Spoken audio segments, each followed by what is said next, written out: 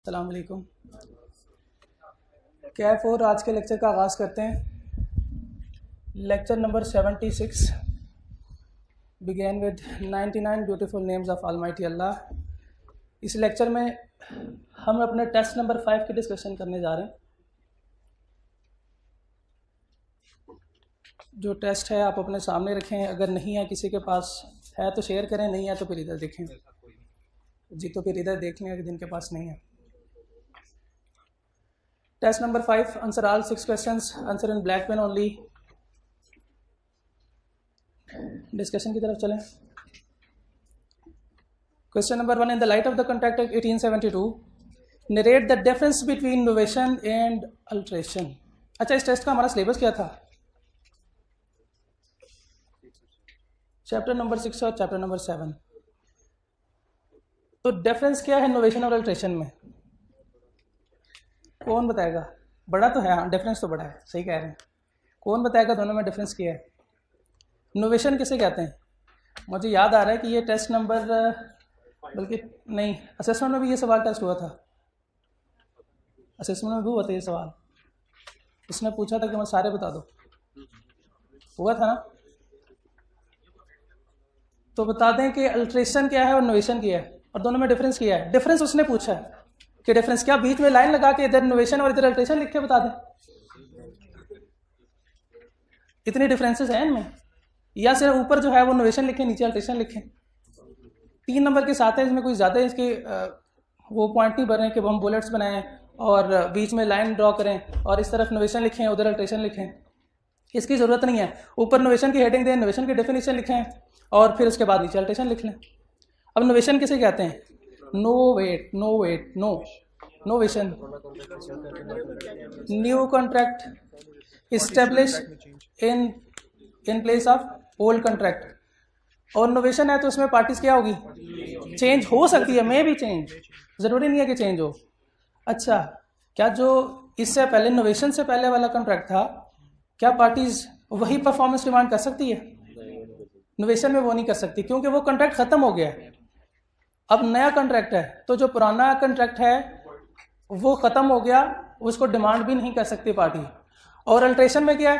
Alter changes, material changes in terms of contract.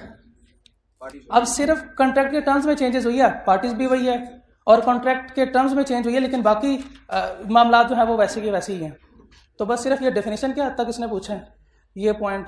और ये repeat इसलिए हो रहे हैं कि हमने सिर्फ हमारे पेपर में जो है वो केस स्टडी नहीं आएगी, रट्टे वाले सवाल भी हैं, तो डेफिनेशन रिप्रोडक्शन वाले जो सवाल हैं वो भी हमने याद करने हैं। ओके, क्वेश्चन नंबर 2 का पार्ट ए।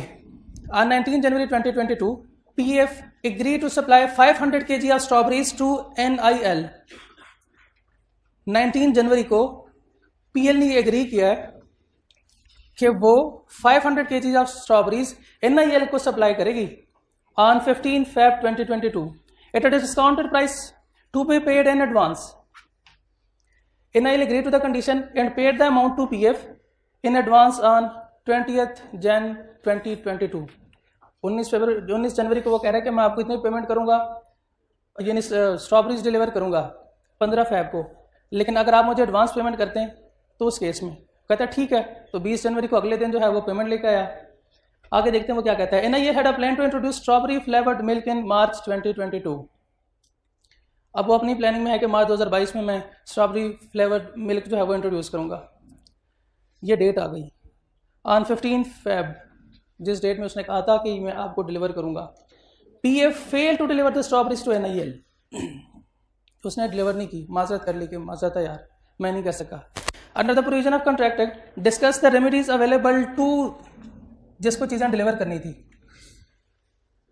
टू है ना, जिसको चीज़ें डिलीवर करनी थी उसको क्या रेमेडीज अवेलेबल है? ऑर्डिनरी डैमेजेस और स्पेशल डैमेजेस दोनों।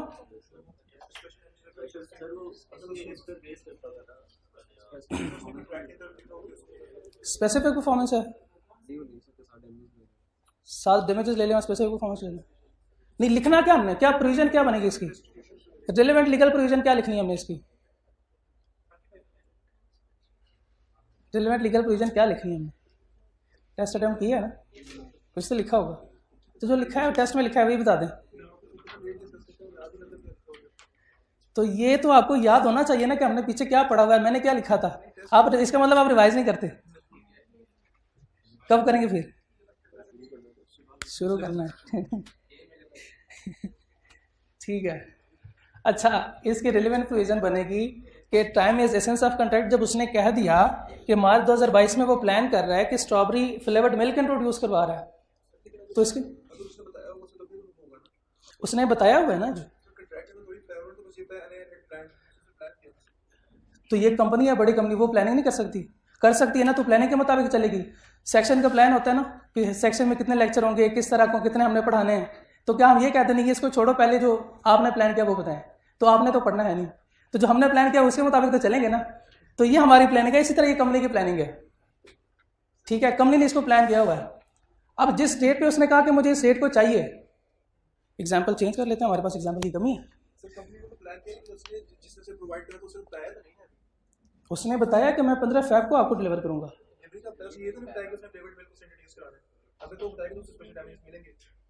अगर उसने ये बताया होता कि भाई मुझे मार्च तक चाहिए, तो फिर उसके पास टाइम था, ये वाली बात भी लिख लेंगे। लेकिन उसने खुद कहा कि भाई मैं आपको 15 फरवरी को डिलीवर करूंगा। एग्री टू सप्लाई ऑन 15, ये कॉन्ट्रैक्ट 19 जनवरी को हो रहा है। ये अगले दिन ही कर सकता था कि 20 को वो पैसे दे रहा है और साथ वो उधर से वो ट्रक भर के स्ट्रॉबेरी भी ले आए, हो सकता है ना ये। लेकिन उसने नहीं किया, उसने कहा कि मुझे 15 फरवरी तक टाइम दो, मैं आपको चीज़ें डिलीवर कर दूंगा, आप मुझे एडवांस पेमेंट कर दो। उसने एडवांस पेमेंट की है। अब इसने चीज़ें डिलीवर करनी थी 15 फरवरी को, चीज़ें डिलीवर हो गई, उसके बाद प्रोसेसिंग में भी कोई थोड़ा सा टाइम तो लगेगा। ऐसे तो नहीं है कि डायरेक्ट मशीन में डाली और बस खत्म, फ्लेवर्ड मिल्क तैयार। तो ये time is essence of contract है। एग्जाम्पल चेंज करें कि ये ठीक है, समझ आ गई। बर्थडे की एग्जाम्पल जो है फेमस एग्जाम्पल है कि हमने उसे कहा भाई केक हमें डिलीवर कर दो इस डेट को, और वो उस डेट पे आके वो कहता है कि छुट्टियां थी ईद की, सो मैं नहीं कर पाया डिलीवर। तो अब क्या उसे कहें कि अगले दिन कर देना, ये हफ्ते बाद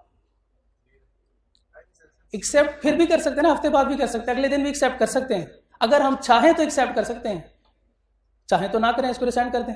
इसी तरह ये चाहे तो एक्सेप्ट कर सकता है कि भाई ठीक है आपने 15 फरवरी को मुझे चीज़ें नहीं डिलीवर की, आप ऐसा करो मार्च में कर दो, 1 मार्च को कर दो।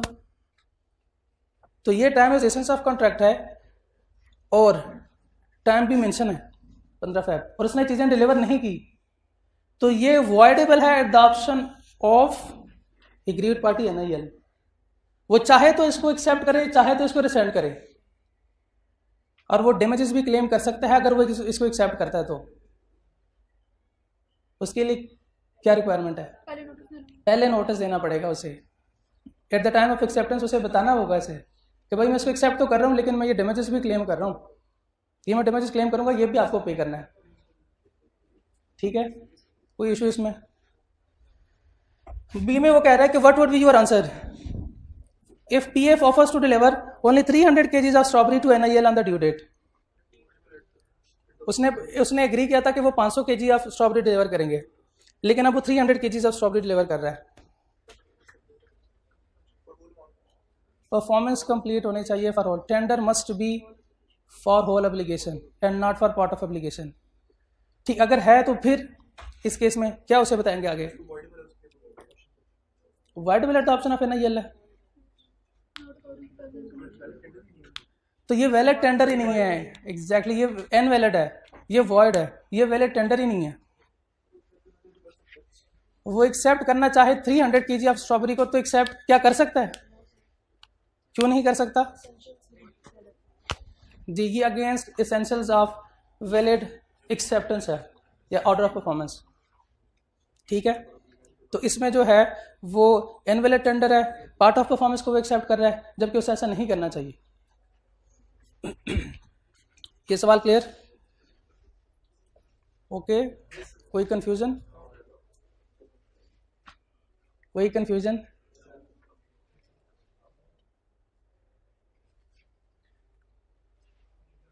क्वेश्चन नंबर 3 की तरफ चलें। In November 2021 Farhan, Numan and Salman establish a hotel in Swat. For the day-to-day operation of the hotel, they jointly borrowed Rs 600,000 from Danish for a period of 6 months. Under the provision of Contract Act 1872, discuss the following. Can Danish recover the loan only from Noman on the due date? Yes. जो उन्होंने 600,000 का loan लिया, क्या दानिश क्या अब recover करवा सकता है नोमान से ड्यू डेट पे? सिर्फ नोमान से क्या करवा सकता है?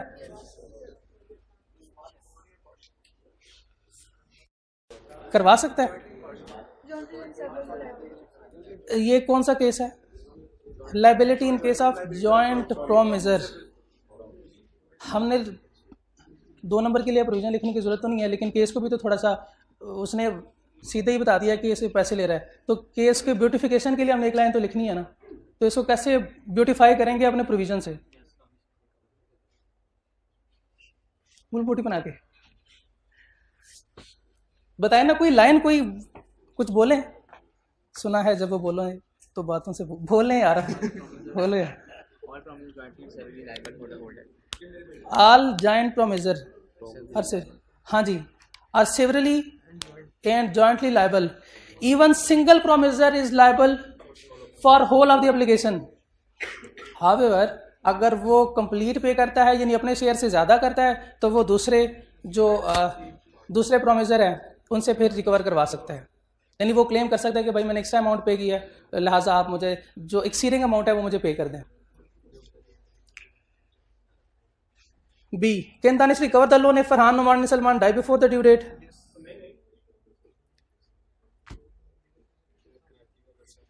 करवा सकता है, तीनों बंदे नहीं रहे अब। Legal representative of promisor is liable if all promisor dies, their legal representative are liable, however up to the extent of, ठीक है। नहीं, जितने पैसे हैं उससे ज़्यादा तो नहीं अपने घर से तो नहीं लेके आएंगे ना, जो वो छोड़ गए बस उतने के लिए वो लायबल हैं, इससे ज़्यादा के लिए नहीं है। तो ये तीनों की अगर डेथ हो जाती है तो इनके लीगल रिप्रेजेंटेटिव फिर लायबल हैं। C. Can Farhan be held liable for the loan if Danish releases him before the due date? क्यों ऐसे कैसे? अगर प्रोमिजी एक प्रोमिसर को रिलीज करता है तो बाकी के प्रोमिसर जो है वो लायबल है, लेकिन ये जो प्रोमिसर है ये लायबल नहीं है, लेकिन यही प्रोमिसर बाकियों को लायबल है, यही प्रोमिसर बाकियों को लायबल है। क्लियर हो गया? क्वेश्चन नंबर 4 की तरफ चलें। कोई कंफ्यूजन? यार थोड़ा सा तो पार्टिसिपेट करें। अच्छा, दानिश भाई बैठे हुए। Question number 4. Alien 3 sums to B of Rs 1,000, 2,000 and 5,000 respectively. B sent a check of Rs 1,000 asking A to appropriate this money toward the third date of Rs 5,000. A ने B को 3 sums of Rs 1,000 रुपये एक दफ़ा B ने लिया, फिर 2,000 लिया, फिर 5,000। अब B ने एक चेक लिखा और वो A को दिया, साथ ये कहते हुए कि भाई जो थर्ड पेमेंट है 5,000 जो मैंने आपसे पैसे लिए थे उसके अगेंस्ट इसको एडजस्ट करो। A want to appropriate this money to the first loan. वो कहता नहीं मैं ऐसे तो नहीं करूंगा। वो क्या चाहता है? ए क्या चाहता है? A want to appropriate the money to the first loan. वो चाहता है कि ये जो 1,000 रुपये पहले उसने लिया था उसके अगेंस्ट इसको एडजस्ट करें। उसकी चाहत ये है कि वो 5,000 के अगेंस्ट एडजस्ट हो। ये चाहता है कि ये फर्स्ट लोन 1,000 के अगेंस्ट एडजस्ट हो। बंदे एक तेरी चाहत है कि मेरी चाहत है, दोनों की चाहत नहीं, दोनों ऐसे नहीं कर सकते। जो बी ने कह दिया अगर वो इंटीमेट करता है विच डेट टू सेटल तो फिर उसे वही करना चाहिए,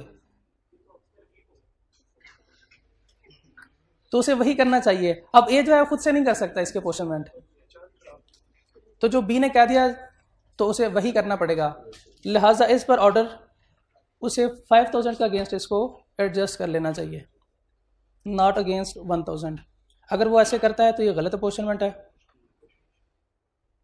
okay, next question 5. Briefly describe the rules specified in the Contract Act 1872 in respect of the following: time and place for performance, where these have not been specified in the contract. Not been specified in the contract. बताना हमने क्या है, time भी not specified in the contract और place not being specified in the contract. Time के लिए क्या हमने पढ़ा था कि with in the reasonable time और वर्किंग आवर्स या बिजनेस आवर्स, और इसके अलावा हमने क्या पढ़ा था, कितने नंबर के लिए, 3 नंबर के लिए. हमें पता तो नहीं रीजनेबल टाइम क्या है, उसके बारे में तो उसे कुछ बताना तो है ना. व्हाट इज रीजनेबल टाइम, अगर वो पूछे तो वो नहीं पूछेगा, लेकिन हम उसे खुद बताएंगे कि ये है क्वेश्चन ऑफ फैक्ट. ये डिपेंड करता है और वेरी करता है क्वेश्चन टू क्वेश्चन, यानी केस पे डिपेंड करता है कि उसमें उसने रीजनेबल टाइम, उसके लिए रीजनेबल टाइम है क्या. अगर कोई कमर्शियल कॉन्ट्रैक्ट है तो फिर रीजनेबल टाइम जो बिजनेस आवर है 5 to 9. अगर कोई ऐसे है जिनके ऑपरेशंस रात को हैं तो फिर रात को रीजनेबल टाइम है, तो फिर आप रात को डिलीवर करें. ठीक है. और प्लेस के लिए क्या प्रोविजन हमने पढ़ी है कि उससे पहले पूछो, हाँ जी कॉल करके पूछ लो, लेकिन पूछो तो सही उससे पहले कि हाँ भाई कहाँ पे डिलीवर करनी है चीज़ें, वो बताएगा. और रीजनेबल प्लेस वो बताएगा, और रीजनेबल प्लेस के बारे में फिर उसे बता दें कि ये क्वेश्चन ऑफ फैक्ट है and depend upon the situation और case. Okay. Order of performance of reciprocal promises, इसके बारे में उसे क्या बताना है. उसने लिखा है ब्रीफली डिस्क्राइब द रूल्स. तो ऑर्डर ऑफ परफॉर्मेंस के कोई रूल्स पढ़े हमने, कौन से रूल्स हैं, 5 रूल्स थे. हाँ याद आ रहे हैं आपको, कौन कौन से थे, 6 रूल्स हैं. Mutual and कॉनकरेंट.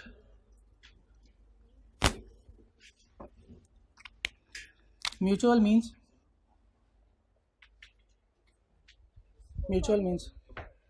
बिटवीन 2 पार्टी या बोथ पार्टीज, और साथ में विद कंसिडरेशन, क्योंकि बगैर कंसिडरेशन के म्यूचुअल नहीं है. और कॉनकरेंट, अच्छा है कौन कौन से, कंकरेंट है, डिपेंडेंट है, और थर्ड वन इंडिपेंडेंट. कंकरेंट से मुराद साइमल्टेनियसली, ऑन द स्पॉट जिसे हम कहते हैं, उसी वक्त, यानी कैश दो ये लो, कैश दो ये चीज़ ले लो, कैश दो ये लो, ये है साइमल्टेनियसली, यानी एक्ट उसी वक्त हमने परफॉर्म करना है. बोथ द पार्टीज ने on the same time act को परफॉर्म करना है. ये है म्यूचुअल एंड कंकरेंट. पार्टीज भी 2, कंसिडरेशन भी है, कैश लेके गुड्स डिलीवर करना. और म्यूचुअल एंड डिपेंडेंट, वो जो कॉन्ट्रैक्ट में मेंशन है, स्पेसिफिकली मेंशन है according to terms of the contract कि भाई आप ऐसा करो, लकड़ी भेज दो, मैं आपको टेबल बना के दे दूंगा. आप टेम्बर जो है वो मुझे पहुंचा दो, डिलीवर कर दो, आपको बिल्डिंग हम कंस्ट्रक्ट कर देंगे. इसमें एक पार्टी जो है वो पहले परफॉर्म कर रही है, इस पर एग्रीमेंट, इस पर कॉन्ट्रैक्ट, एक पार्टी पहले परफॉर्म कर रही है और दूसरी पार्टी जो है after performance of first party अपने परफॉर्मेंस दे रही है. नहीं यही समझ. डिपेंडेंट ऑन लिख लें आप, बेशक सेकंड पार्टी लिख लें या फर्स्ट पार्टी लिख लें कि फर्स्ट पार्टी जब परफॉर्म करेगी तो उसके बाद फिर हमने परफॉर्मेंस देनी है, हमने वो एक अपना एक्ट जो है वो बाद में परफॉर्म करना है. इसमें तो सेम टाइम पे हो गया ना, कैश दिया, कंसिडरेशन हमने रिसीव की, एज अगेंस्ट कंसिडरेशन में हमने कोई कंसिडरेशन दे दी. लेकिन इसमें क्या होता है कि एक पार्टी पहले परफॉर्म कर रही है, डिपेंडेंट है, जब तक लकड़ी डिलीवर नहीं होगी हम टेबल कैसे बना के देंगे, हम नहीं बना सकते. तो ये डिपेंडेंट है. और थर्ड सिनेरियो इंडिपेंडेंट. इंडिपेंडेंट वाली एग्जांपल कोई दे सकता है कि कॉन्ट्रैक्ट में मेंशन नहीं है, नेचर ऑफ ट्रांजैक्शन उसके लिए रिक्वायर है, लेकिन इससे क्या मुराद है नेचर ऑफ ट्रांजैक्शन के लिए, कॉन्ट्रैक्ट में तो मेंशन नहीं है. अब नेचर ऑफ ट्रांजैक्शन क्या हो सकती है जी, बिजनेस के जो नेचर हैं. जैसे इसकी एग्जांपल हम ले लेते हैं कि आप इधर एडमिशन लेने आए, अब आपने क्या करना है, पहले से सर्विसेज लेनी है या पहले पे करना है उसके लिए. आप भाग जाओगे सर्विसेज लेके इतना हमें पता है। तो जो नेचर क्या है, नेचर ऑफ ट्रांजेक्शन क्या है कि पहले क्या करते हैं, हम पेमेंट करते हैं। ये मेंशन नहीं हुआ कॉन्ट्रैक्ट में, पहले हमने पेमेंट की, उसके अगेंस्ट हमसे किसी ने पूछा नहीं, हमने उन्हें खुद बताया कि भाई मैंने इस क्लास में जो है एडमिशन लेना है, ये फीस ले लें, बस क्लास में उठ के आ गए। अब किसी के साथ कोई ये टर्म्स एग्री नहीं हुए पहले से। ये इस पर नेचर ऑफ ट्रांजैक्शन है, इस पर नेचर ऑफ बिजनेस है। ये पहले पेमेंट या पेमेंट बाद में भी हो सकती है। बाद में पेमेंट की कोई एग्जांपल, इसकी क्या एग्जांपल हो सकती है?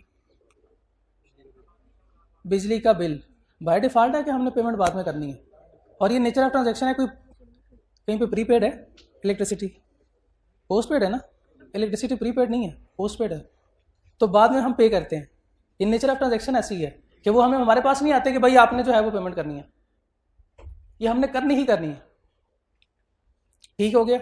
तीनों केसेस, तीनों सिनेरियो जो है वो इसमें ऑन द स्पॉट पेमेंट होती है और दोनों पार्टीज जो है वो परफॉर्म करती है। इसमें एक दूसरे पे डिपेंडेंट है, यानी एक पार्टी जो है वो अपना परफॉर्म करेगी तो फिर दूसरे को मौका मिलेगा। इसमें जो है दोनों पार्टीज के बीच कोई एग्री नहीं हुआ, कोई टर्म्स जो है वो एग्री नहीं हुई। अब ये नेचर ऑफ ट्रांजैक्शन है, ये नेचर ऑफ बिजनेस है कि आप जो है या तो सर्विसेज दोगे तो उसके अगेंस्ट हम आपको पे करेंगे, बाद में पेमेंट होगी, या पहले भी पे कर सकते हैं, उसके अगेंस्ट हम सर्विसेज ले लें या गुड्स रिसीव कर लें। ये क्लियर हो गया? ओके, आगे चलते हैं फिर। Effect of release by promisee of one of the joint promisor, इसके लिए क्या रूल्स हमने पढ़े? लायबल टू अदर प्रोमिसर्स, अगर वो रिलीज करते हैं, पूरी बात है ना, अगर वो रिलीज करते हैं तो फिर वो उस प्रोमिसर को लायबल नहीं है, लेकिन दूसरे जो प्रोमिसर हैं जॉइंट, उनको फिर ये लायबल है। ये क्लियर हो गया? ये पहले भी हमने पढ़ा था। Question number last 6। Bakr and Qurban jointly borrowed a sum of Rs 600,000 from Atif and Salim. In the light of provision of Contract Act 1872, briefly explain the following. बाकर और कुर्बान ने आतिफ और सलीम से 600,000 बोरो किया है। अब वो कह रहा है कि हमें बताओ, on the date of payment Bakar paid entire amount to Atif, entire amount, whole amount to Atif, which he accepted, खुशी खुशी एक्सेप्ट करेगा, क्यों नहीं करेगा। और Bakar and Qurban discharge from their liability, yes वाले भी बता दें कि क्यों यस है, और नो वाले भी जस्टिफाई करें नो को। यस वाले पहले इसको जस्टिफाई करें कि जी बिल्कुल वो दोनों जो हैं वो रिलीज हो गए फ्रॉम देयर लायबिलिटी। बताएं ना, सोच लें, ले लें टाइम, टेक योर टाइम।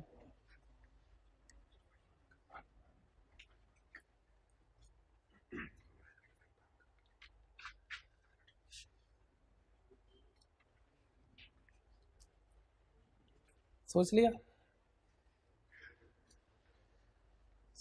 लिया हो तो बता दें। सर यस सर बताएं। अच्छा, उसने उन्होंने से खुद प्रेजेंट किया, उसने मांगे नहीं, अगर तो वो मांगता सिंगली तो फिर उसने पे नहीं कर सकते थे, वो लायबल नहीं था। ये नहीं, अगर आप ये कहना चाह रहे हैं कि अगर आतिफ खुद उनके पास जाता, भाई पैसे दे दो, अब तो दे दो पैसे, सिंगल प्रॉमिस ही नहीं रिक्वेस्ट कर सकता, मांग नहीं सकता, लेकिन वो खुद प्रोवाइड करे फिर उसे ये वो तो उसे एक्सेप्ट कर लेना चाहिए, बेशक दूसरे को पता हो ना हो।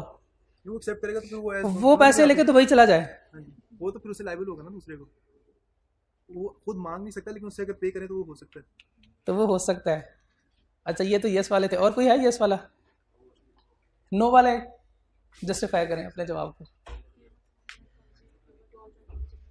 पेमेंट टू जॉइंट प्रोमिसी, यानी आप ये कहना चाह रहे हैं कि सिंगल प्रोमिसी को अगर वो पे करते हैं खुद से, अगर वो उसके बाद वो एक्सेप्ट भी कर लेता है, फिर भी ये पेमेंट जो है वो वैलिड नहीं है, उसे ऐसा नहीं करना चाहिए, दोनों को बैठाना चाहिए, भाई दोनों भाई आ जाओ, क्योंकि पैसे भी तो दोनों से लिए थे ना।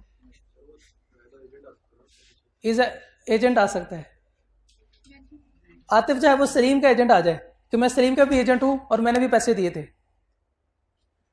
यार इतना अच्छा कौन हो सकता है कि वो तो पैसे लेके भाग जाएगा। 6 जीरो और डाल दो, अब तो भाग जाएगा, अब तो पक्का भागेगा ये। 3 जीरो डाल के तो फिर भी ये इसने नहीं रहना इधर, ये भाग जाएगा। तो ये जॉइंट प्रोमिसी ही डिमांड कर सकते हैं। सिंगल जॉइंट प्रॉमिस, एक अकेला जो है वो पैसे नहीं ले सकता। अगर एक अकेला पैसे एक्सेप्ट करता है तो ये दोनों जो है इनकी लायबिलिटी डिस्चार्ज नहीं हुई। ठीक है, इनको ऐसा करना चाहिए कि दोनों को सामने बिठाएं और उनसे कहें कि ये आप गिनना शुरू करो और 10-10 रुपए के नोट दे दें, शाम तक गिनते रहेंगे। अगर दोनों को पता हो कि 6 लाख रुपए पूरे हो गए, तो इस केस में बाकिर और कुर्बान की जो लायबिलिटी है वो डिस्चार्ज नहीं हुई, वो दोनों अपनी लायबिलिटीज उनकी डिस्चार्ज नहीं हुई। स्टिल जो है ये पेएबल हैं किसको? सलीम को। इन्होंने सलीम से कितना लिया होगा और आतिफ से कितने पैसे लिए होंगे, इससे हमारा कंसर्न नहीं है। नहीं, अगर आतिफ को वो पे कर देते हैं और वो भाग जाता है तो उसके बाद सलीम को तो इन्होंने पे करना है ना,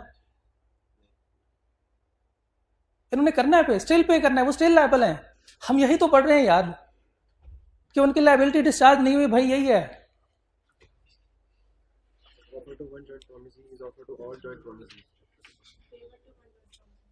शाबाश, अगर एक ऑफर को उसने बाकी पेज पलटे ऑफर किए ना, मेरे भाई, इधर पढ़े, लिखा हुआ है।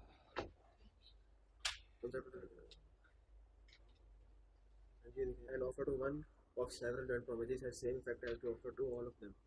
जी, तो आप क्या कहना चाह रहे हैं कि उसने आतिफ को पे कर दिया? उसने बाकी ने खुद दिया, बाकिर ने खुद दिया, वो नहीं गया उसके पास। ठीक है, एक पार्टी जाती है, वो कहती है कि मुझे पे कर दें, तो उसे नहीं पे करना चाहिए। लेकिन खुद वो इतने अच्छे बने कि उनके घर पे आए, दस्तक दें, भाई आपने पैसे दिए थे सलीम भाई को भी, जब मगरब पढ़ने आएंगे तो बता देना। ऐसे ही है वो, ऐसे नहीं है यार, ऐसे नहीं है। वो दोनों होंगे तो फिर दोनों को पे करेगा वो, बेशक एक पार्टी आए और दोनों को पे कर दे। गलत इंटरप्रेट कर रहे हैं। इन ऑफर टू वन, लिखो कहाँ पे लिखा हो, दिखाएं मुझे, दिखाएं मुझे।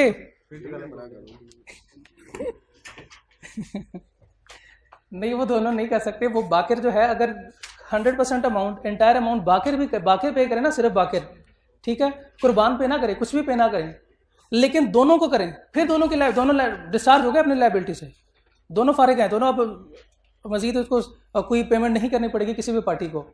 लेकिन अगर दोनों आए आतिफ के पास या सलीम के पास और एक पार्टी को पे करें, फिर भी उनकी लायबिलिटी है, फिर भी वो अपनी लायबिलिटी से डिस्चार्ज नहीं हुए। हो गया क्लियर? अब यानी इन दोनों पार्टी में कोई भी एक पार्टी आ सकती है और पेमेंट दोनों को करनी चाहिए, लेकिन ऐसा नहीं करना चाहिए कि वो उन दोनों में से कोई एक पार्टी आए और इनसे पेमेंट ले जाए। नहीं, वो दोनों पार्टी से आएंगी, लाइन को सिक्योर करता है ना। ठीक है, ऑफर है, ऑफर नॉट पेमेंट। ठीक है, नॉट पेमेंट, नॉट एक्सेप्टेंस। वो इधर से है कि अगर आतिफ या सलीम इनके पास आता है, वो इन दोनों में से किसी को कहता है, एक मिनट से ऊपर हमने नहीं पढ़ा ये वाला केस था। क्या नुमान भाई ने पेमेंट करनी है? नुमान भाई ने पेमेंट करनी है ना। हालांकि पैसे किसने लिए थे? फरहान, नुमान और सलमान तीनों ने मिलकर लिए थे। अब एक पार्टी यहाँ पे पेमेंट कर रही है तो आपको कोई इतराज नहीं है कि एक पार्टी क्यों पेमेंट कर रही है, और आपने कहा कि होल पेमेंट एक पार्टी कर सकती है। वहां पे भी तो बाकिर पेमेंट कर रहा है, कुर्बान को पता ही नहीं ना हो शायद। ठीक है, लेकिन यहां पे पेमेंट हो रही है, वहां पे पेमेंट वो रिसीव कर रहे हैं, तो ला किसको प्रोटेक्ट करेगा?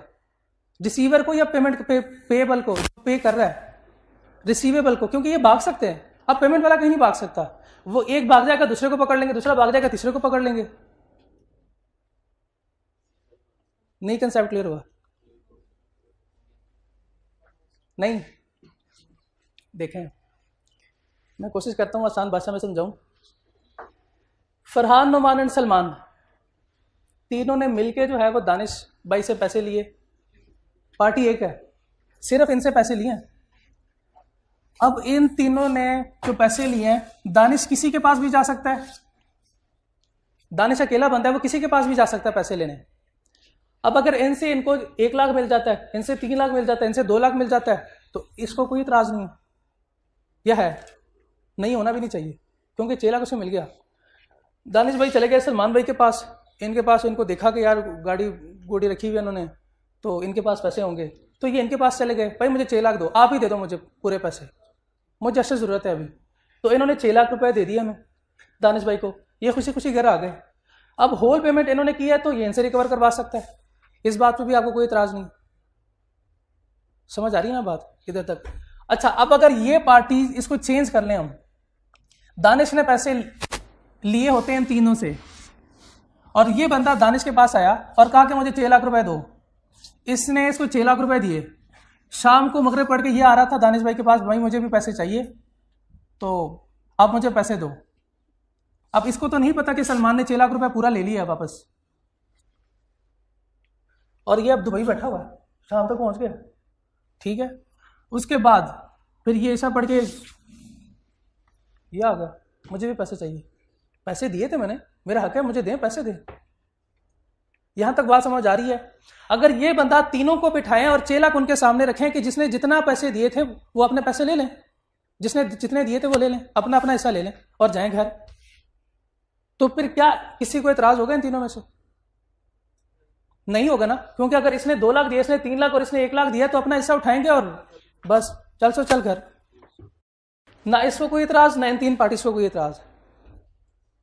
ये बात, अगर ये पेमेंट सिर्फ सलमान को करता है तो इन दोनों को इतराज है। इधर आए अब नीचे,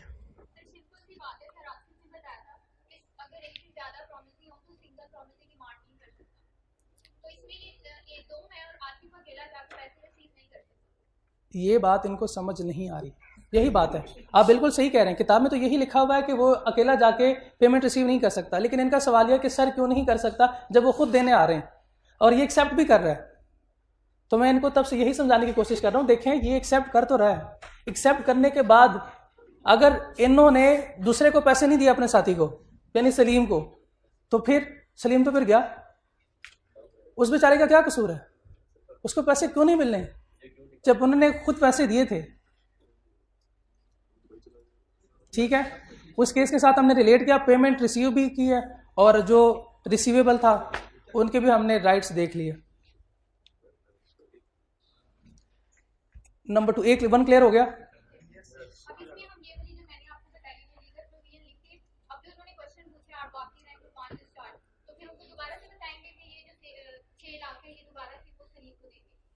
हम नहीं बताएंगे, हम उन्हें सिर्फ बता देंगे कि ये पेमेंट ऐसे नहीं कर सकते। उन्होंने पूछा briefly explain the following, case में हम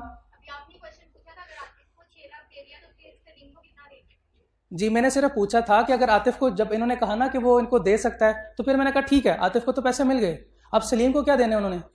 सलीम ने तो पैसे अपने लेने हैं ना भाई। अगर मैं किसी को पे करता हूँ, साथ वाला भी मेरा दोस्त है, वो भी किसी को सेम बंदे को पे करता है, तो वही बंदा जो है वो टोटल अमाउंट मेरे दोस्त को दे दे, तो फिर मेरा क्या कसूर है? मेरी पेमेंट किधर गई? मैं किससे पैसे रिसीव करूँ? अब मैं तो उनके पास जाऊँगा, भाई मुझे मेरे पैसे दे दो, मेरे दोस्त को क्यों दे रहे हो? जब आपने मुझसे पैसे लिए थे तो मुझे वापस दे दो। तो हम सिर्फ उनको इतना बताएंगे कि आपने ये काम नहीं करना। Are Baqir and Qurban discharge from their liability, उनका सवाल सिर्फ ये है, नो, और नो की प्रोविजन भी बता दी हमने। Clear miss? ओके जी, ठीक है। ये डिस्कशन क्लास है, इसमें ऐसे डिस्कशन होगी। नॉर्मल कंसेप्ट जो है वो आपने पिक कर लिया है रेगुलर क्लासेस में। डिस्कशन का मतलब भी यही होता है, अभी जिन जो स्टूडेंट नहीं आए उनको नहीं पता, वही कह सकते हैं कि यस, और उनको जस्टिफिकेशन का नहीं पता, मैंने जस्टिफाई किया है। अगर कोई कहता है कि नहीं मुझे अभी क्लियर नहीं हुआ, तो मैं फिर दोबारा एक्सप्लेन कर देता हूँ, लेकिन ये बात मान लें कि वो नहीं कर सकता रिसीव। ओके ना? अब जो नहीं है उनको कौन समझाएगा? चलें आगे चलते हैं, टाइम कम है। नो लिख दें और जस्टिफाई ना करें तो मेरा नहीं ख्याल वो कोई नंबर देगा, मेरा नहीं ख्याल कि वो कोई नंबर देगा, एक आधा नंबर नहीं देगा। अगर आप पास हो रहे हो, 49 है, तो अल्लाह करे वो आपको 1 नंबर दे दें। चलें आगे चलते हैं। ऑन ड्यू डेट या तो फिर आपको दूसरा चांस दे देगा, Baqi and Qurban defaulted in making the payment. लो जी, नहीं दे रहे अब वो default. Salim without informing Atif filed a suit against Baqir and Qurban for the recovery of the amount due. गुस्सा सलीम को चढ़ा है, वो आतिफ को इन्फॉर्म नहीं कर रहा, खुद चला गया कोर्ट।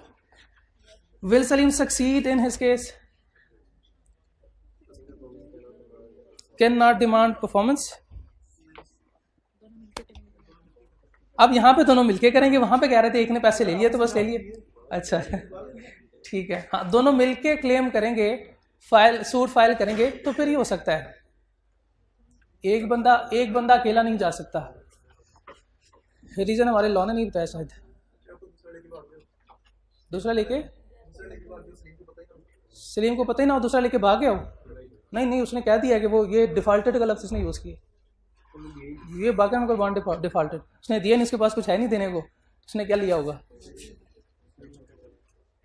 श्रीलंका चल रहा है। ठीक है, क्लियर हो गया। किसी सवाल में कोई कंफ्यूजन, कोई सवाल हो? नहीं, टाइम तो पूरा कर दिया आप लोगों ने। आप लोगों का किसी किस्म का टेस्ट से रिलेटेड कोई भी सवाल हो, देखिए मेरा मकसद यहाँ पे आने का ये नहीं है कि मैं आपको कंसेप्ट दोबारा बताऊं, इसका कंसेप्ट किया है। वो जो आपके टेस्ट में गलतियां हैं उसको एड्रेस करना मेरा काम है, इसलिए मैं यहाँ पे आया हूँ। अब स्टूडेंट क्या करते हैं कि सर मेरा ये मैंने ऐसे लिखा था, जैसे आपने सवाल पूछा मैंने नो लिखा हुआ है तो या मेरी आधी प्रोविजन ठीक है तो मुझे आधे नंबर दे दें, और ये आपने पूरी प्रोविजन मेरी काट दिया, 0 नंबर दिया। आप 1 नंबर तो दे देते, 1 नंबर तो दे ही देते यार। फिर मैं कहता हूँ 1 नंबर नहीं बनता, आधी प्रोविजन के नंबर नहीं है, येस या नो का नंबर नहीं है। आप या तो पूरी बात लिखें या फिर नहीं, या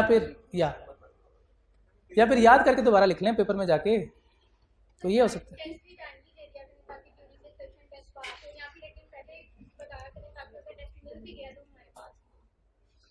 टेस्ट आपके पास बैग में होना चाहिए।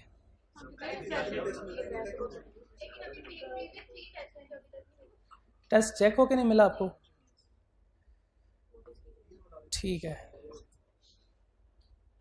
इंशाल्लाह मैं कमिट तो नहीं करता, लेकिन कल और परसों, कल या परसों, नहीं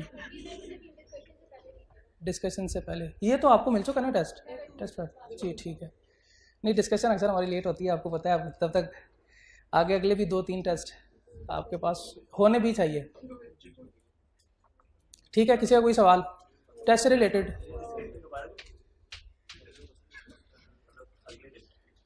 ये नहीं पता। ठीक है, कोई सवाल नहीं किसी का? प्रेजेंटेशन के हवाले से कोई सवाल? कितना लिखना है कितना नहीं लिखना वो तो बता दिया था सर ने, ऐसे ना करें। आपने जो लिखा है उसके मैं बात कर रहा हूँ, क्या आपने जिस तरह प्रेजेंट किया उसमें अगर कोई मसला आपको है, क्योंकि इंडिविजुअली आके फिर एक बच्चे को बताना, इससे बेहतर है कि क्लास में मैं खुद आऊँ और बच्चों को बताऊँ। कोई सवाल नहीं?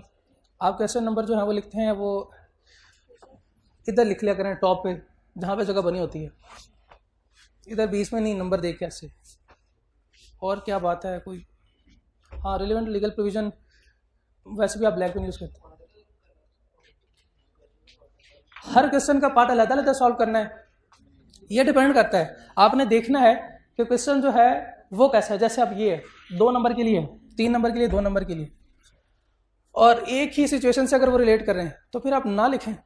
अगर लिखते भी हैं तो कोई मसला नहीं है, वो आप एक पेज पे कर सकते हैं। उन्होंने जगह ऐसे उसके लिए भी इसकी प्लेसमेंट की है, ऐसे वो बॉक्सेस बना के कि आप क्वेश्चन नंबर लिखें 1, उसका पार्ट ए है, उसका सब पार्ट है फिर रोमन में 1।